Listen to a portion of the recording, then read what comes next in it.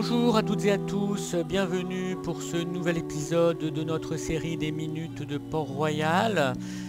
Nous avons parlé lors d'une séance précédente de la vanité de Philippe de Champaigne, mais je voudrais approfondir plus directement aujourd'hui les liens entre Champaigne et Port-Royal et présenter l'un des tableaux les plus célèbres qu'il a peint pour le monastère, l'ex-voto de 1662. Philippe de Champaigne fut-il, comme on le présente parfois, le peintre de Port-Royal? Ce serait très réducteur et très abusif de faire de cet artiste flamand le serviteur exclusif du monastère des Champs et de celui de Paris. Philippe de Champaigne est né en 1602 à Bruxelles, il est mort en 1674. Il fut l'un des peintres les plus célèbres de son temps. Il fut l'artiste attitré de la famille royale de France à partir de 1628. Il fut naturalisé français l'année suivante. Il servit Marie de Médicis, Louis XIII. Il fit le portrait d'Anne d'Autriche. Il travailla pour différentes églises et monastères. Il fut un des membres fondateurs de l'Académie de peinture et l'un des seuls artistes, avec Simon Vouet, autorisé à tirer des portraits officiels de Richelieu. L'exposition qu'Alain Tapier a consacrée à Champaigne à Lille en 2007 a montré la diversité d'un artiste inventif, audacieux, qui ne se laissa jamais enfermer dans une formule et connut la célébrité, une célébrité qui ne se cantonna jamais au service d'un seul groupe. Champaigne fut le prince des grands de ce monde, des prélats, des princes, des rois comme Louis XIII, dont il célèbre sur cette toile la victoire sur les protestants. Mais aujourd'hui, le nom et l'œuvre de Champaigne sont, à juste titre, attachés à celui de Port-Royal. Les relations de Champaigne avec Port-Royal sont anciennes. Après la mort de Saint-Cyran en 1643, et sans doute sur une proposition d'Arnaud d'Andilly, les amis de l'abbé décédé demandèrent à Champaigne de peindre son portrait à partir de son masque mortuaire. À partir de 1648, il place ses deux filles comme pensionnaires dans le monastère du faubourg Saint-Jacques.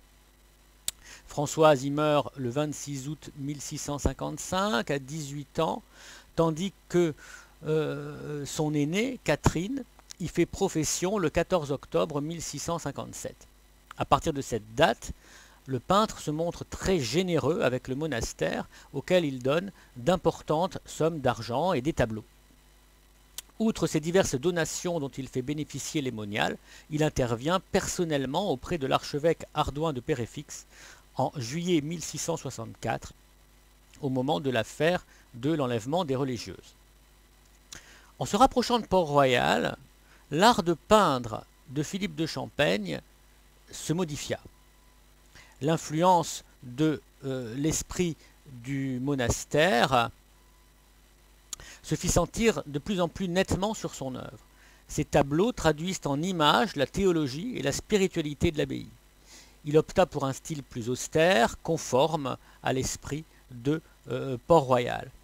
En 1674, à sa mort, le nécrologe de Port-Royal atteste des liens profonds qui unissent ce peintre au monastère. Ce même jour mourut à Paris Philippe de Champaigne, natif de Bruxelles, qui s'était acquis une grande réputation par son habileté dans l'art de peindre, dans l'art de la peinture, mais qui s'est rendu encore plus recommandable par sa piété.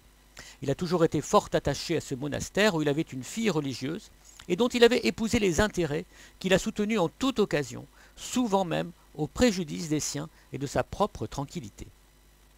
L'ex-voto de 1662 est particulièrement représentatif de cette influence. Qu'est-ce qu'un ex-voto? Un ex-voto, c'est une peinture d'action de grâce pour remercier Dieu d'une grâce obtenue, guérison ou miracle par exemple. Et pour comprendre l'originalité de l'ex-voto de Champaigne, il faut d'abord considérer comment s'y prenaient les peintres à l'époque pour remercier Dieu de ses miracles. En général, il n'hésitait pas à donner à voir la toute-puissance de Dieu de la façon la plus spectaculaire, à manifester la grandeur céleste de la façon la plus ostentatoire, la plus baroque, a-t-on envie de dire. Ainsi, cette toile de Michel Corneille l'Ancien est un ex-voto pour la guérison de Louis XIV en juillet 1658. Le roi avait souffert d'une sorte de typhus dont on pensait qu'il n'allait pas réchapper. Les drapés, la présence visible des anges, du Christ, de la Vierge Marie séparée de la terre par un simple nuage, toutes les ressources d'une peinture faite pour frapper le regard et les esprits sont ici mobilisées. Chez Corneille, la scène est dramatique, elle est chargée d'allégorie, elle met en scène, selon l'expression de Stanis Pérez, un nouvel épisode de la légende royale. Nouvel épisode orchestré à travers le paradigme des deux corps du roi, le corps humain, malade à droite, et le corps glorieux, le roi de guerre. Dans le tableau mis en abîme au centre de la toile, en armure.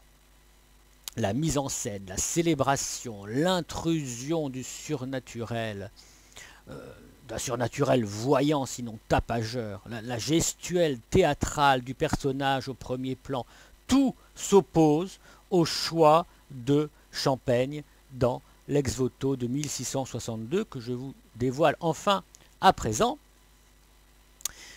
sur l'écran. Les couleurs ocre et brunes, le refus de la séduction, les mains jointes ou posées sur un livre de prière, le recueillement, on est vraiment aux antipodes du tableau de cour qu'on a vu précédemment. L'ex-voto de 1662 de Champaigne, que vous avez sous les yeux, représente la mère Agnès à gauche et la sœur Catherine de Sainte-Suzanne de Champaigne, la fille du peintre, à droite. Philippe de Champaigne a réalisé cette toile en 1662 et l'a offerte à l'abbaye. Elle a orné successivement la maison de Paris, puis celle des Champs, et l'ex-voto est désormais conservé au musée du Louvre. Dans cette toile, Philippe de Champaigne voulait rendre grâce à Dieu qui a rendu par miracle à sa fille l'usage de ses jambes, dont elle avait été privée pendant 14 mois.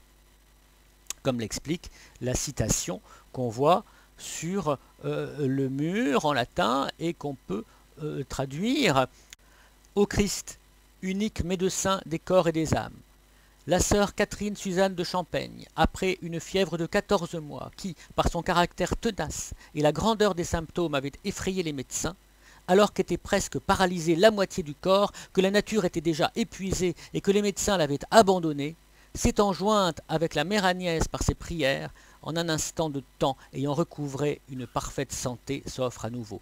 Philippe de Champaigne, cette image d'un si grand miracle et un témoignage de sa joie, a présenté en l'année 1662. J'emprunte sa traduction à Louis Marin.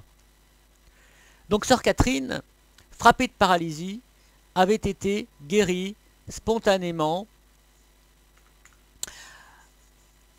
au terme d'une neuvaine, le 7 janvier 1662, elle a retrouvé l'usage de ses jambes.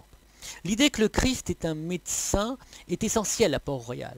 La grâce christique est volontiers représentée comme un médicament qui nous guérit du péché, ainsi que l'a enseigné Augustin. Alors, pour remercier, Champaigne décide de représenter le miracle, mais il s'y prend d'une façon très particulière, conforme à la spiritualité intérieure et discrète qui est celle de Port-Royal.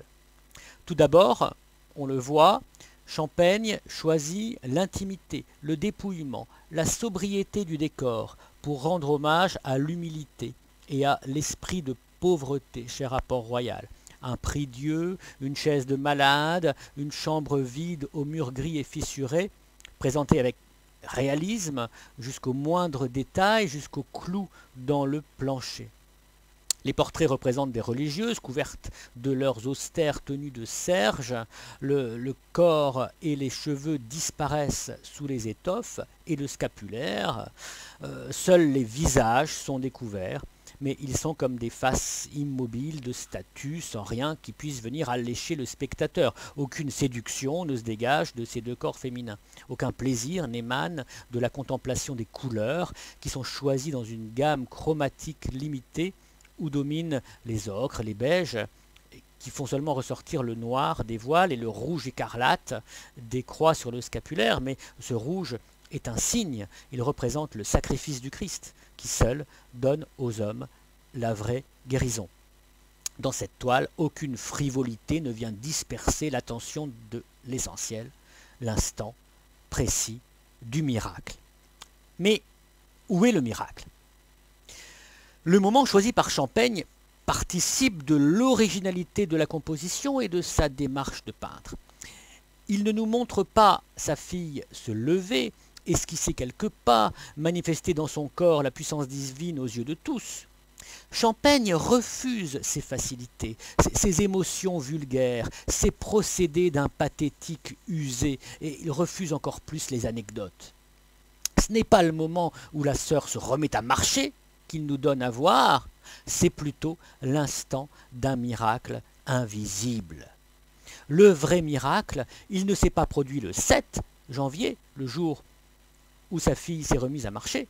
Il s'est produit la veille, le 6 janvier, au moment précis où la mère Agnès reçut un mouvement de confiance que cette sœur serait guérie. Elles étaient toutes deux en prière et la mère Agnès a senti qu'il se passait quelque chose, qu'une grâce était en train de tomber du ciel. Mais cette grâce ne se manifestera dans le corps de la religieuse malade que le lendemain. Donc voilà, l'instant choisi par le peintre, c'est l'instant du Dieu encore caché.